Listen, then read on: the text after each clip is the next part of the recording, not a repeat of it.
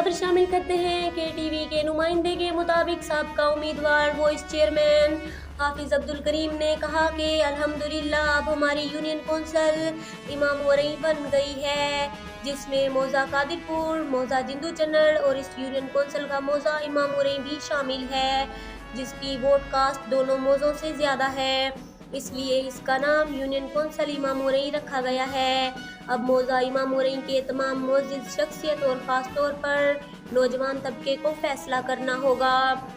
इस फैसले में संगड़ बरादरी, पट्टी बरादरी, पंजाबी बरादरी, खोखर बरादरी, दादपोतरा बरादरी, कुनड़ा बरादरी और अराई बरादरी जितना इस मौजे में है, इन तमाम बरादरियों की मुशावरत करेंगे ताकि मौजा इमाम वरई, मौजा कादिरपुर और मौजा जिंदू चन्नड़ का सियासी प्लेटफार्म बेहतर हो सके।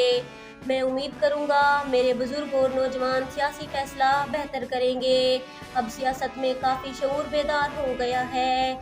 आज का हर नौजवान शऊर में है। साबका सियासत ख़त्म हो गई है, जागीरदारा निज़ाम अब नहीं रहा, पुराने दौर वाली सियासत ख़त्म हो गई। अब हर शख्स आज़ाद है और सियासी फैसले को बाखूब जानता है। इंशाअल्लाह अब इमाम वरई मौजा का बहुत जल्द फैसला हो जाएगा। अभी तक मैंने कोई फैसला नहीं किया, तमाम बरादरियों की मुशावरत से करेंगे।